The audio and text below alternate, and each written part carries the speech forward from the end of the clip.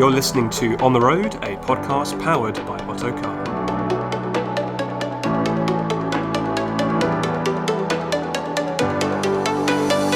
So, I mean, how far does 80% take you? Like, is the range good? It's just like you can easily say it's a city car mostly. Okay. A406 City is the best car. This is the best car. I've seen it. I've driven that Prius as well, hybrid, latest model. I've driven S-Class. I've driven E-Class. This is the best car, mileage-wise. There's some stats floating about how the optimum speed for a Nissan Leaf is about 19 miles an hour, which would make sense for city driving, really, wouldn't it? Yeah, I mean, city, Kamran says, all right. When you take it on the motorway, then when you... Well, not that you worry, but the mileage goes a lot faster than normal driving. So if you get one, try and drive 60 instead of 70. It doesn't get you anywhere, the 10-mile difference. Believe me, I tested it on the motorways. Yeah. Doesn't do anything speeding, and driving 60 you get probably 2 minutes later, but I think you save quite a lot of range. Yeah. So it's range anxiety. I mean, obviously that's an issue that always comes up when people think about maybe switching to electric cars. You've just touched on it really, but does that affect you as much as maybe you thought it would have before you had the electric car in the first place? Well, 2 years ago I never thought I would buy electric. I was scared.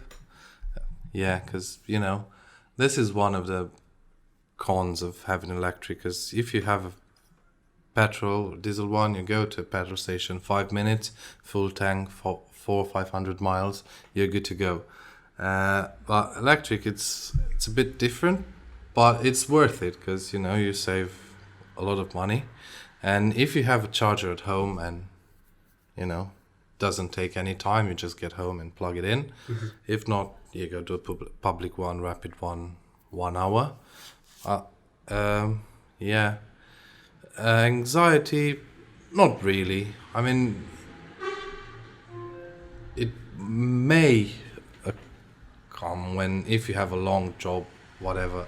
But I didn't experience it in 2 months, so that's good. That's awesome. Yeah, because that's really the main kind of issue. One of the main issues that one of those questions that we get here at Otto Car is about the range and about the anxiety and what happens if I haven't got enough range left, and they're kind of almost worried. So the range to make the switch over. Electric cars, it's not like written down. It's not like the manufacturer said. It's not like what you guys said. It just depends on a bunch of factors. So if it's cold outside, the range drops quicker. If the really warm days that were like 2 weeks ago, so I've noticed I had a full charge and need to drive to your office. From where I live in Pina to Hammersmith is about 11 miles, and because it was warm outside, it didn't take no miles from the range. So actually being warm outside helps a lot. Yeah. The only cons I find to this vehicle is the motorway driving a bit and charging time, but obviously it's worth it. And the thing that aircon and heating takes a bit of the miles, but for heating you can use the heated front and rear seats, which don't take miles off the range. But for aircon, it is a bit tricky sometimes when it's hot outside. It's pretty not hot enough in this country to warrant it all year round. But it is for 3 days a year. 3 days, yeah, exactly. You touched on a quick point about the range in winter and summer. And we had some stats that you do lose about 20% of your total range when it is, in winter time essentially. Yeah. And you gain a little bit more in the summer.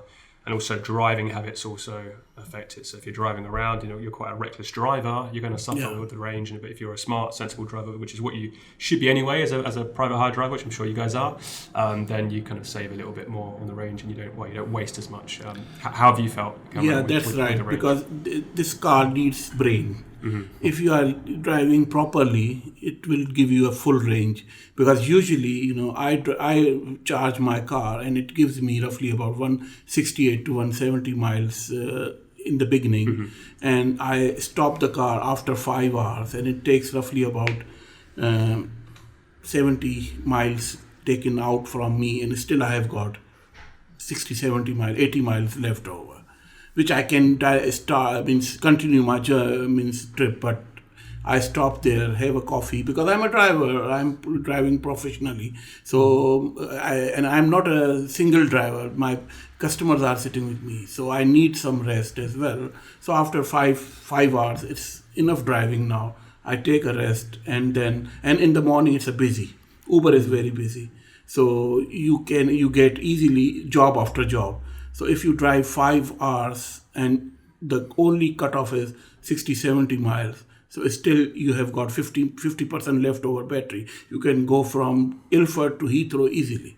So in the beginning I was clearly watching that what is doing, how much I have to be in my bank, that if I get a good job, big trip, how can I do it?